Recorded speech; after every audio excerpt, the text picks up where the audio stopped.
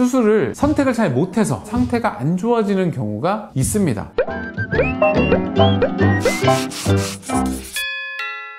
안녕하세요. 저는 비뇨기과 전문의 황인성입니다. 오늘은 남성학개론 5번째 시간으로 남성 수술을 하고 난 이후에 재수술을 하는 경우에 대해서 이 재수술이 어떻게 이루어지고 어떤 부분들을 고려해야 되는지 간단하게 한번 말씀드려볼게요.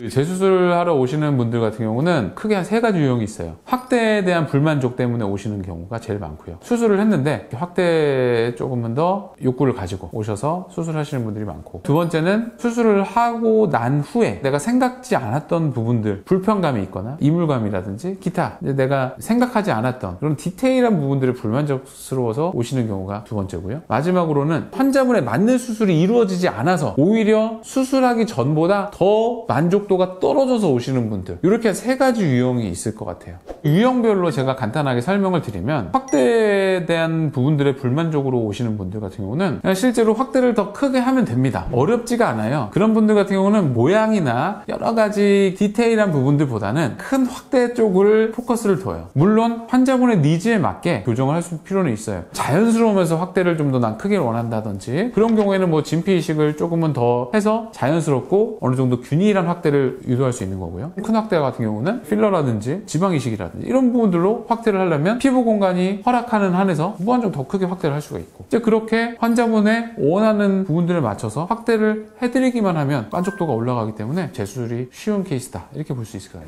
이제 두 번째 환자분들부터는 조금 어려워요. 수술을 하기 전에 보통 예상치 않았던 부분들이, 수술하고 내가 이런 부분들은 만족하지만 만족스럽지 않은 부분들이 계속 거슬리고, 그렇게 점점 그 불만족이 쌓이다 보니까 그런 부분들이 어떻게든 해결하겠다고 다시 오시는 분들이 많거든요. 아주 디테일하고 세부적인 부분들에 대한 불편감, 불만감, 이런 부분들로 오시는 경우는 완전히 100% 그 부분을 다 만족시키기는 좀 어려워요. 이미 확대가 된 부분들이 생착이 됐을 수도 있고요. 확대 물질들이나 이런 부분들로 인해서 피부가 좀 많이 늘어져 있거나, 그런 경우에 다시 회복을 하기가 좀 쉽지가 않은 경우가 생각보다 많기 때문에 환자분의 상태에 따라서 여러 가지 방법들을 환자분하고 절충을 하고, 불편한 부분들이 있을 때 최대한 그런 부분들을 완화시켜주고 조금 더 해결시켜주는 방법으로 재수술을 하는 경우가 있고요. 그 다음에 이제 3번째, 제일 재수술하기 어려운 경우인데, 기본적으로 음경의 형태가 좋으신 분들은 무슨 수술을 해도 모양이 되게 잘 나와요. 근데 정말 수술을 선택을 잘해야 되는 경우가 있는데, 선택을 잘 못해서 오히려 수술하기 전보다 더 상태가 안 좋아지는 경우가 있습니다. 그런 경우에 환자분들의 상태를 먼저 봐야 돼요. 상태를 보고 맞지 않는 수술이 이루어진 경우에 어떻게 최대한 그런 부분을 덜어내고, 원래 환자분에 맞는 수술을 하는 부분들이 실제 잘 이루어질지 구상을 해봐야 되고, 선택을 하는 과정이 쉽지는 않아요. 하지만 그런 부분들도 환자분들의 상태, 니즈에 맞춰서 최대한 모양을 바로잡아 드리기 위해서 노력을 하고 있습니다.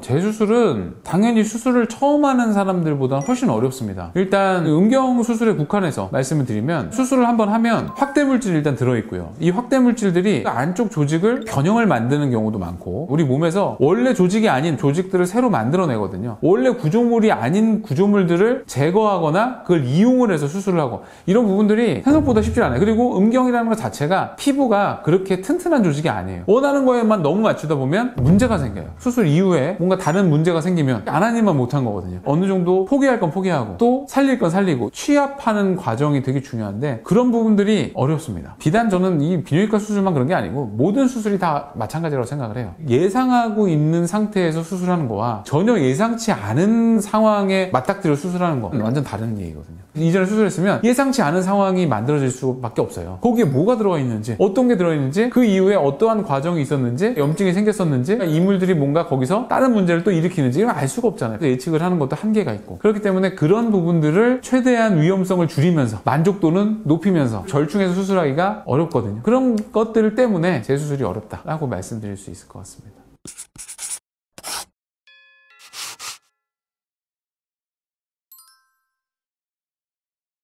진피로 수술을 한 이후에 확대 불만족이다 라고 했을 때 진피를 이식해서 추가로 수술을 하는 경우에 당연히 문제가 되지 않습니다. 안쪽에 진피가 잘 생착이 됐다는 가정하에서는 전혀 문제가 없이 추가적으로 진피 확대가 돼요. 또 그런 것도 있어요. 실제로 진피 이식은요, 두께감을 어마어마하게 늘릴 수는 없어요. 보통은 한 4, 5mm 내외인데 엄청나게 두꺼워지진 않거든요. 그렇기 때문에 진피를 추가 확대 수술하는 게 가능은 하지만 그런 부분들이 과연 환자분들의 니즈에 맞출 수 있는지는 잘 고려해서 수술을 하는 게 중요하다라고 생각을 합니다.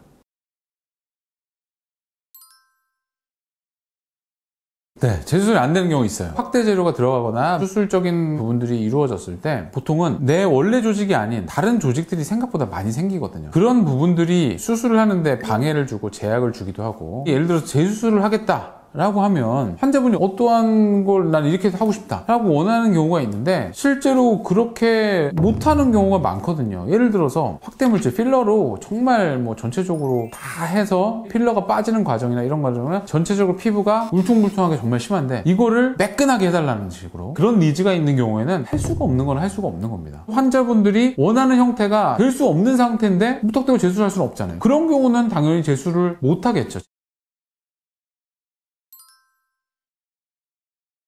이것도 뭐 당연한 얘기겠지만 당연히 뭐 수술 많이 해봤던 병원이 뭐 잘하겠죠. 재수술이라고 하는 게 정말 여러 가지 경우가 많거든요. 돌발 상황에 잘 대처를 해야 되거든요. 그냥 딱 뭐 수술을 열어봤는데 내가 뭐 생각했던 상황이 아니야, 못하겠습니다 하고 나올 수 있는 게 아니잖아요. 그렇기 때문에 밖에서 어느 정도 예측을 하고 밖에서 봤을 때 아 이런 경우가 있겠구나, 어느 정도 다 1안, 2안, 3안이 다 머릿속에 정립이 되고 그 다음에 이제 들어가서 수술을 해야 되니까 그런 것들이 정립이 되려면 좀 수술을 많이 해봐야 되지 않을까. 그리고 뭐 재수술이라고 하는 거는 아무래도 처음에 수술한 것보다는 여러 가지 리스크가 올라가기 때문에 최대한 그런 리스크를 줄일 수 있는 뭐 환경이 갖춰진 병원이어야 좋겠죠.